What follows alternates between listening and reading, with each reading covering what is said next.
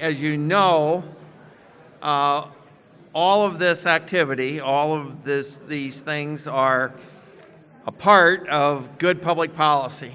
And so from where we started in this effort a long time ago, what we did is we consistently tried to identify barriers or restrictions or things that were causing us not to be able to be successful in renewable energy. And then this conference was a big part of putting your heads together with folks who were intimately involved in the process, and then trying to come up with positive solutions. And so you identified barriers, you removed barriers, and then you tried to move forward. And then as the world works, you find new things. You find new challenges, you find new issues that need to be addressed. So we were in this pressure to move forward. We were in this, what's the matter with Nebraska? Why don't we move forward? Senator McCollister, these three state senators represent different times and length of service. Senator McCollister has served by far the longest. And thanks to term limits in Nebraska, we don't have to make decisions as informed voters. We just have this automatic fix, whether they're doing a good job or not. It's called term limits. I'm not bitter. Well, I am bitter. It's not the way that I ran my cow herd, I'll tell you. We stuck to those that were performing and doing the best job and made an informed decision. But so we're going to lose Senator McCollister before long. We have Senator DeBoer, who's kind of in the mid-range, and then we have, because we started it this morning with Javier from OPPD, we have the rookie at the end, Senator Bostar. So we have three different links of perspective here, but I'd be interested to have your kind of reaction. It seemed to a lot of us that when we finally took enough of the barriers away, we were actually moving forward at a really a really impressive rate. And maybe I could get your reactions to kind of where you think we're at relative to barriers and challenges. Senator McCollister. Well, I've been a state senator nearly 7 years, and this interest in renewable energy has been something that I really have been interested in. I attended the first wind conference. It was just a wind conference, I think, back in 2015 in Omaha, and we were trying to sell renewable energy to a skeptical audience. Boy, it's not that way now. If you've been a part of this conference today, you've heard that renewable energy is a big part of the energy portfolio, and it's becoming greater as time goes on. And thank God for that.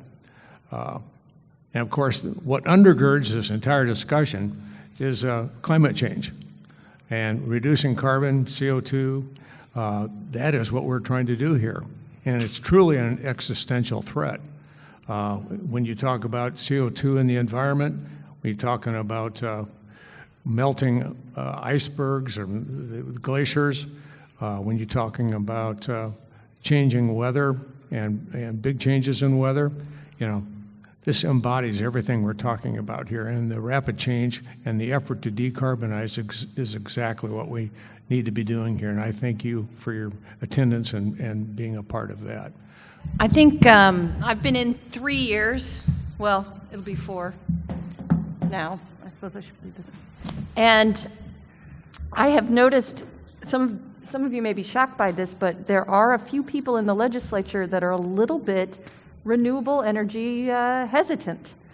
And so one of the things that we watch in the legislature when we're looking at the relevant legislation is, do we have 33?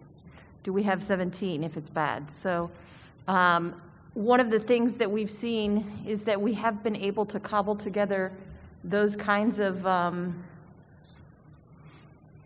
sort of groups to work together easier, I would say. Would you agree, John? that in recent years, finding 33 to make good things happen has become easier, and finding 17 to sort of stop some of the backwards movement has also happened. So that, I think, is really good in terms of taking down some of the barriers. But there is still considerable disagreement within the body about how we do our renewable energy, and I think that's something that we have to continue to talk with people about. And one of those barriers, some of that comes from just a real lack of knowledge, even still. So you all talk about all this stuff in here, and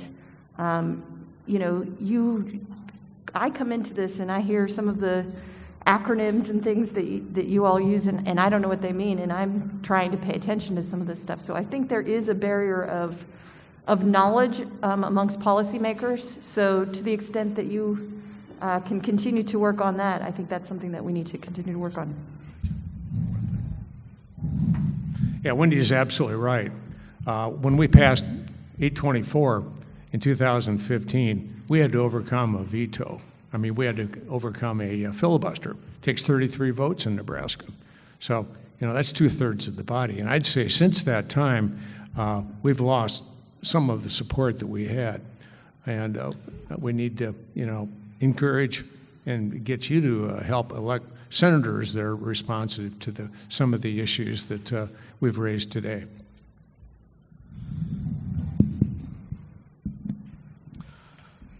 So I agree with everything that's been said. Certainly Nebraska's experienced a significant shift related to renewables development. I think recently Nebraska was the state that had the fastest growing wind energy development in the country. That's pretty remarkable. And I think that there's a lot of things that we can look to explain some of why that's happening. Some of it is all the work that's being done here in rooms like this, helping inform individuals and break through some of those barriers that my colleagues have talked about. The other is on the business side. We're seeing more and more that companies who are looking to make investments, relocate, are demanding renewable energy for their supplies. And that's really significant. And not only that, on top of it, you have rating agencies for the utilities who are also looking at what the energy mix and the portfolios of those companies are. We all understand the inherent business risk that comes with delayed advancement and regulatory risk. We don't know exactly what and when regulations will come down, let's say nationwide, that will change the landscape of energy. But we can be fairly confident that they will. And when it comes to power generation, especially on the utility scale, if you are waiting for someone to force you to take that next step, then you've waited too long. And we have a lot of extraordinarily capable individuals running our utilities. And thankfully, they aren't waiting. And so what we're seeing happen is a really remarkable and encouraging sign about the direction the state is moving and what the future looks like. Senator Bostar, you had a bill before Natural Resources that dealt with how it is that smaller projects were being treated relative to net metering issues. Would you like to tell us just a little bit about that? Sure. So this is, I think all of the legislation that I draft is really pretty terrific. That being said, this bill was a fairly minor piece of legislation. It when net metering laws were enacted in the state and net metering was permitted and the framework around it was enacted, we didn't actually specify in statute whether or not we were measuring the caps on net metering allowances in alternating or direct current. And that has led to some challenges in a few places where different utilities will evaluate a net metering proposal or project in different ways, leading to someone who's interested in distributed generation on their own property, on their house, rooftop solar, being allowed to build that project in one area, but that same project would be disallowed in another. So the legislation was aimed at creating a standard that could be applied throughout the state so that we didn't have this challenge. I'll just tell you that in 2009, when we worked with Senator Har on the net metering bill, we didn't think we needed to do that because we thought everybody was using AC. They aren't. That was the industry standard. That was the, and so it's a new manufactured problem. Thank you for helping address it. So, as you think about the barriers that are out there right now, from my perspective, we have taken away most of the barriers. We've taken away most of the things, and remarkably, business is doing what business should be doing. We've been making great progress. Do you share the concern that a lot of us have that there seems to be an awful lot of beavers trying to do as much as they possibly can to put as much timber into the creek here to restrict business activity, that we're seeing a lot of barriers being put back in. So it sort of feels like, from our perspective, that we're playing defense. Is that something that you would agree with? I think that is the case. We've seen some efforts to put regulations back in place that were ended with 824. I think the power pool in Nebraska, with their effort to intensify some of the application process, is some evidence of that. But I think in the legislature, it's probably not going to find much support. I think we've got adequate numbers of people that will defend the road that we've traveled so far. I think that's right. I think by my count, too, those sorts of measures will probably get some play, and they might make the papers and that sort of thing. But I'm reasonably confident that there's a big enough group of folks that want to keep things moving forward and wanting to have business have as many opportunities as they can with respect to renewables. So I think that we always have to be vigilant, and we do always have to play defense. It's just whether we're playing defense against, the 1992 Huskers or the current Huskers that we have to think about, I guess. Maybe I shouldn't have made that joke, sorry. Sensitive topic. Yeah. So yeah, again, I agree. I think that as more information gets out there, things get better. And we're seeing that happen. People, understandably, are cautious about that which they don't understand, or that is new or different. And it is our job to, one, respect that, and two, to do what we can to help alleviate those concerns in really any way we can, and meeting people sort of where they are in that process of understanding. Even if, to all of us in this room, we would take for granted some really basic components of understanding energy industry or renewables. A lot of folks don't. And that's okay, and that's to be expected.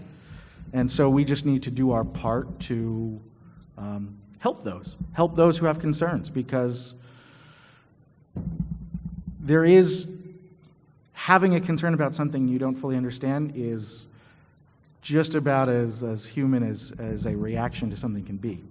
So we have to respect that and help move everything forward. I'll just say, I attended Josh Moning's community solar conference downstairs, and he made a comment that really made sense to me. When everybody's making money, opposition dissipates. And, you know, I think we've seen with wind particularly, and solar as it's coming on stream, that people are making money from it. Landowners, counties with their property tax. There's some benefits that people are actually seeing, so that helps dissipate the opposition that we've seen in the past. And I do think that it is a good point to say that people have concerns, that we have to sort of sit with them and talk through those concerns with them. And there are valid concerns that we have to address as well, and make sure that we're not sort of going ahead too quickly to get ahead of some of the other people. So I think that's one of the things that we've been working on in the legislature, is just making sure that we take the steps carefully, and that everybody kind of knows what's going on, and that they have time to push back a little bit so that we can get the best legislation possible. All right, and just real quick, just not to push back too much on what Senator DeBoer just said. Yes, and as I said before, I think respecting people's concerns is important, and that's an important step in changing public sentiment. That being said, when the right path is known, those who know it should walk down it. Waiting for everybody to come on board is a luxury we don't have. So I'll offer that to clarify some of my remarks. So a number of years ago, there was Senator Haar brought a bill to the Agriculture Committee that was supported, and it was supported because folks in the Ag Committee and then the legislature and then the governor all agreed that as the climate is changing, that we ought to at least do a good job of capturing the information that we have and the studies that we had, so that we could be developing, we could have the information that we needed as an ag sector to be able to respond appropriately. So what are the things that we need in order to be able to do that? And so that bill passed. The university did a study. There was a follow-up relative to a whole host of different sectors that came together and did strategic planning together relative to try to figure out how the state might move forward.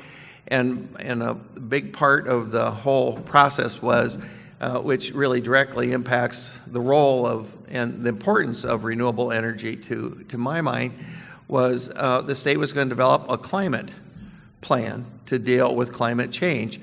And so from my math, I'm looking out here as a farmer and saying, well, let's see, we had this bomb cyclone, historic blizzard where we buried, grown cattle alive in snowdrifts, and then we had a 500-year flood, and it did over $3 billion worth of damage, which we are still paying for, and those folks who were affected. And then we had this thing we didn't even know how to say the word, and I still don't, but it's this derecho, where we have wind events that start in Nebraska and go all the way to Indiana, and we have straight winds of 136 mile an hour that does over $3 billion worth of damage. And then we heard from OPPD earlier today, the worst outage in their history.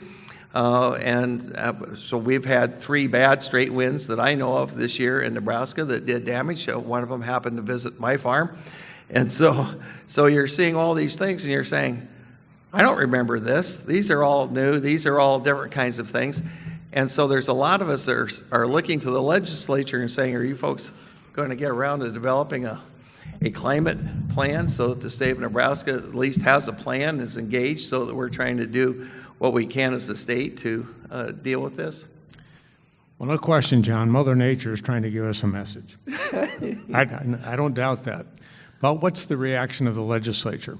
We have not been able to develop a climate change plan, and I can recall at least 2 or 3 bills that made that attempt. No, what do? Healthy soils. We try to moderate severe weather, and I've been on a couple of those committees. But sometimes that's the way you have to approach a problem.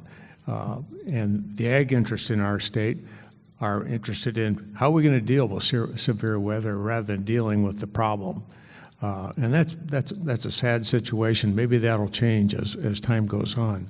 But legislature's been fairly unresponsive to that problem, and I think that's too bad. We've had a tough time getting things through the Natural Resource Committee, and that's the committee of jurisdiction, and maybe that will change over time. I think Senator McCollister made a good point when he said that when we sort of divide off particular problems, when we talk about, okay, let's just talk about soil, or we take some other piece and we divide it out.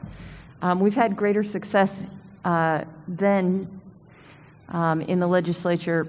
I think it becomes very political if we use the words climate change, and so to just keep that out and to try and talk about specific results, I think makes it a lot easier for folks to say, I can see in my farm that there have been some extreme weather events. Let's talk about what we're going to do about that. And so I think to the extent that we try and can't get something done under the term climate change plan, we pick apart the pieces and try and work on the results and the difficulties that people see in their day-to-day lives. And we've had, I think, slightly more success that way. And I don't see that changing in terms of the numbers, and it's always just a numbers game in the legislature. So because this work is absolutely necessary, as Senator Bostar pointed out, we can't wait until we have the numbers to go forward with this sort of thing, and we have to use whatever tools we can, which is pulling pieces apart and looking at them individually. Yeah, I think a lot of that is unfortunately the case. Although it is changing. One thing I've noticed recently is that the individuals who tend to oppose a lot of the kinds of advancements we're discussing today are now quicker to volunteer that they aren't climate deniers, which is a fascinating transition from even just a few years ago. So I think the dialogue is changing. And the sooner that we can come to agreement on the root of the problem we're facing and move the debate over to what the solutions can be, the better off we'll be. And I'm cautiously optimistic that that's happening. Well, thank you. From my perspective, it's an interesting thing, but from the folks I represent, everybody knows the weather's changing. They don't know whether they believe in climate change or not, but they haven't quite figured out that all climate change is weather over time. But eventually that's going to soak in. It's better. And so we're having better conversations. And so with that, let's open it up for questions. And so if you've got questions of our panel, start thinking about where's our microphones. All right, let's get one out there. Are there questions? Do I see hands up? I'd like to know from each one of you, if you could pass one piece of legislation to promote renewable energies in Nebraska, what would it be? Well, I've had a number of bills come before the legislature. Energy portfolio, talking about, forcing the utilities to move faster along that path of carbon reduction. Perhaps something like that would be my desire. These utilities talk about net zero in 2050. Oh, why not 2040? It's just a deadline. You can accelerate the process by 10 years. Sometimes I wonder why they can't do that when we see the coal-fired plants, putting out all that carbon. Why can't we accelerate the process a little bit? I attended a nuclear conference a couple of weeks ago in Lincoln, and they're talking about small-scale nuclear. And I think that holds some potential. And maybe we talk about distribution issues that could mitigate some of these load problems we have with renewables. Things like that we need to work on.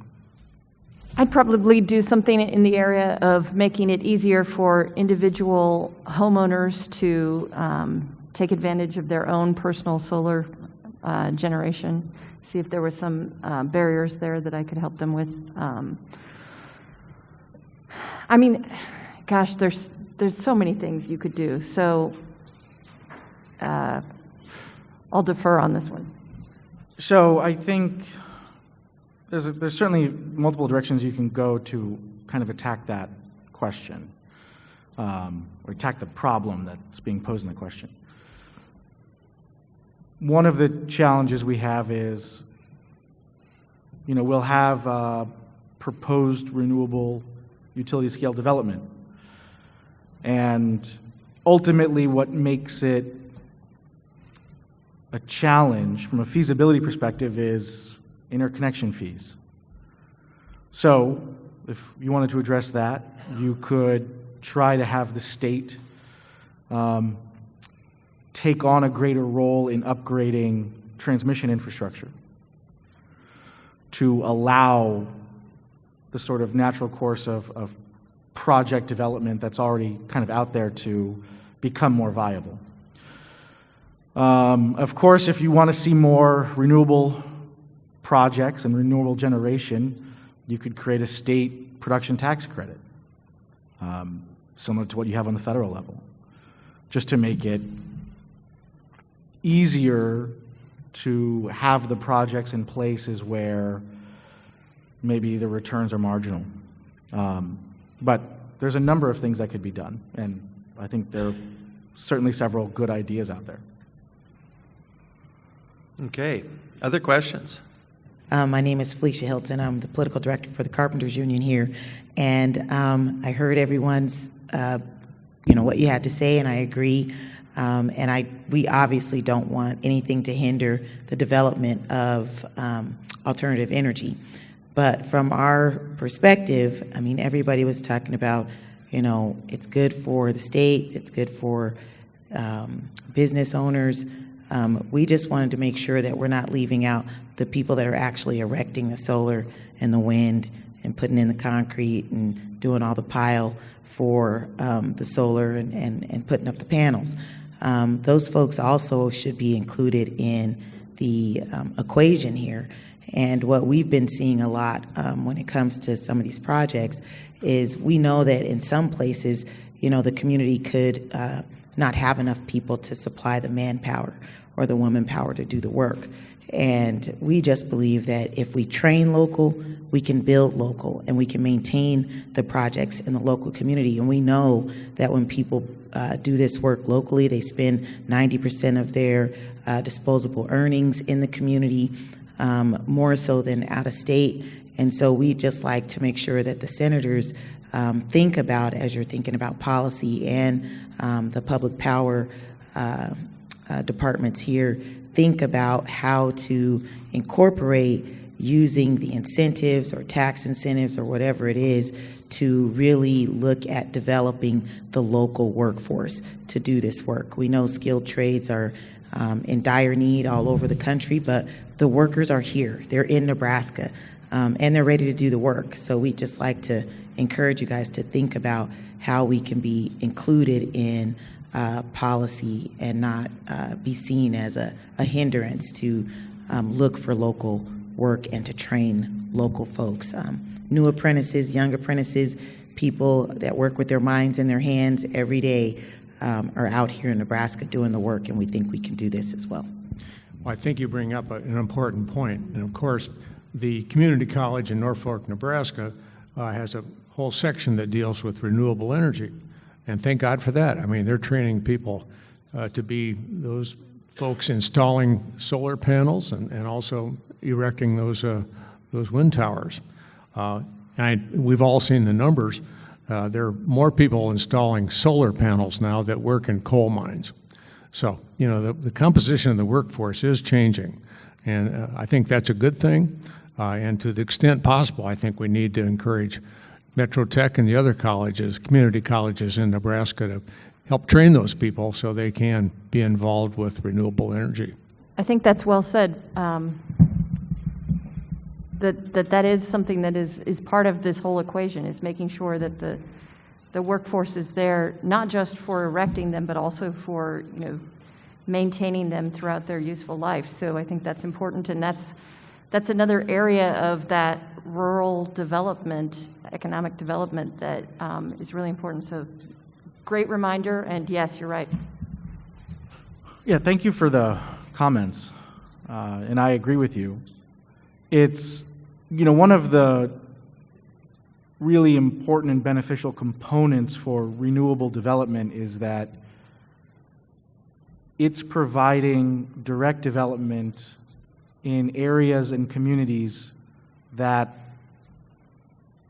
have struggled to attract, you know, projects that are hundreds of millions of dollars, right? It's really the only industry that you're finding right now that's out across the state putting money into communities.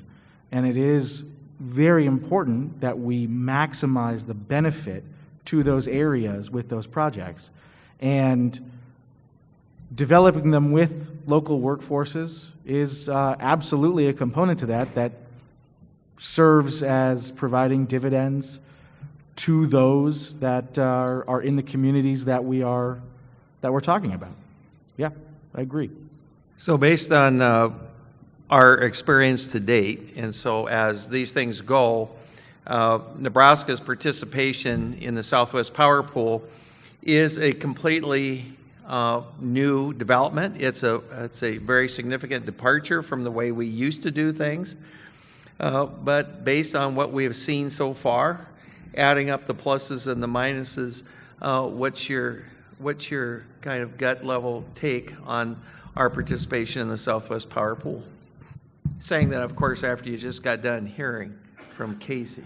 Well, I'm pretty impressed with those presentations we heard today, and I think that the value of SPP has been demonstrated, reliability and lower cost.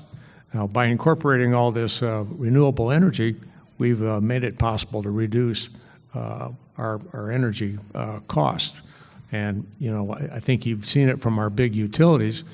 We haven't seen near the increases than people in the other parts of the country have seen, and that's because of renewable energy. I'm absolutely certain. Reliability, yes, we all think about that February 15th and 16th storm, but, you know, I think with the larger geographic footprint of SPP, that offers us greater reliability. So I think it's a great deal, and I'm glad we're in the network. Yeah, I think Senator McCollister said it best when he talked about lower costs and better reliability. I understand that it is an active conversation about whether or not we should or should not be in the SPP, but I don't think anyone realistically wants to go back to having Nebraska be its own balancing authority.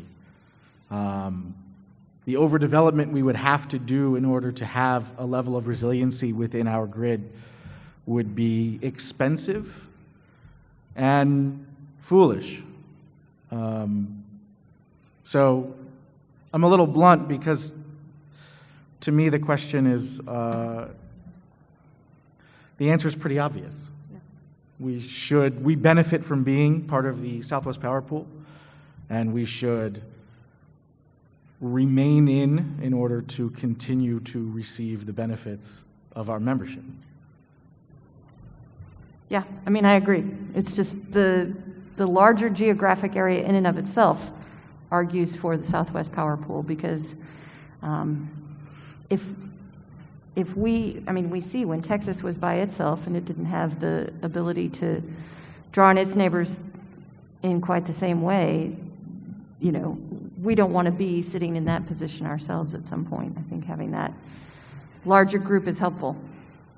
So, have you, and we've seen a few bills, we've seen certainly increased discussion. Tomorrow, we're going to have a session on the impact of electric vehicles on the grid. And so, as you think about the federal incentives and part of the infrastructure package, you think about all of this, have you given some thought to how you think a fairly rapid transition to electrical vehicles might impact our state utility, our public power system? Well, I was surprised to hear that they only project an increase in demand by 1 or 3%. And as we move to electric vehicles, I thought the demand curve would actually be higher. But I actually introduced a bill in the legislature to build some charging stations. And it, of course, didn't move out of the Natural Resource Committee. So I think we need to move in that direction. We need to acknowledge that electric vehicles are the common thing, and we need to do a better job preparing for it.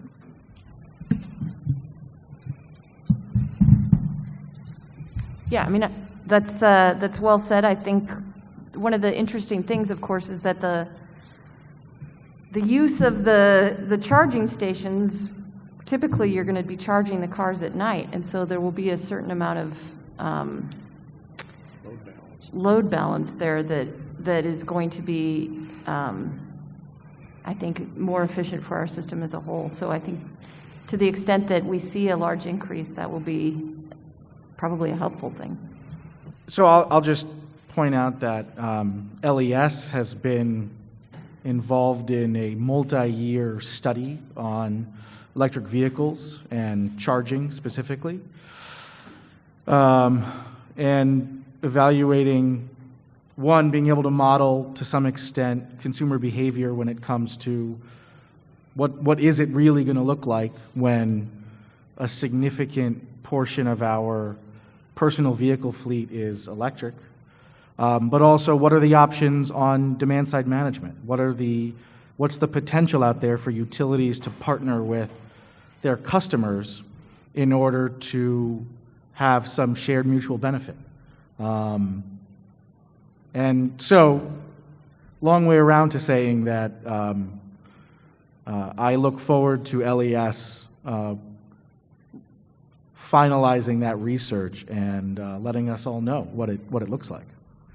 Well, I don't want to frighten you guys too badly, but I just want to tell you that we consider you our partners, and we depend on you, and we value your contributions and your leadership, and we ask a lot out of you, so the demands on your job are many. And so as we look to you for help and leadership and all the issues we face, what would you like to see us do that would be helpful to your interests as state senators? If you were to ask us what it is that, hey, it would be helpful if you gave us a little bit more of this or that, what would that be? Be loud. That's what I will say. Be loud. Because we hear from small groups that are very loud in this area and many other areas, and their voices get outsized. There are so many of you here in this room, and you represent so many more people. When an issue comes up, be loud, because sometimes that will swing some of our colleagues, and that's important.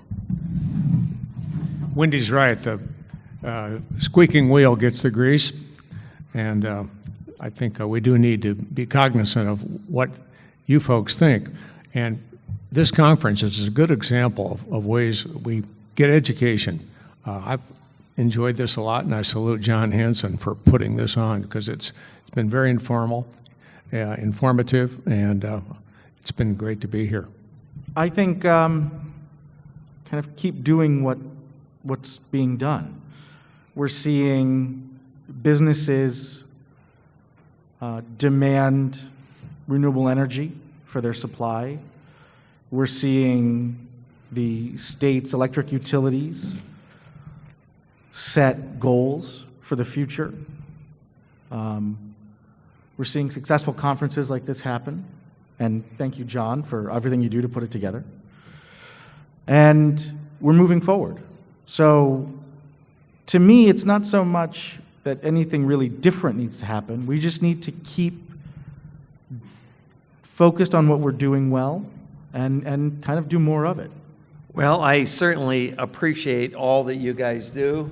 You all have open doors, you all have open minds, and you're all looking at the future. And Senator McCollister, my goodness, you've been one of the real leaders and one of the real champions in the development of renewable energy and wind energy in particular. And so I want to thank you for your service and thank all of you for your service, and let's give them a big hand of appreciation.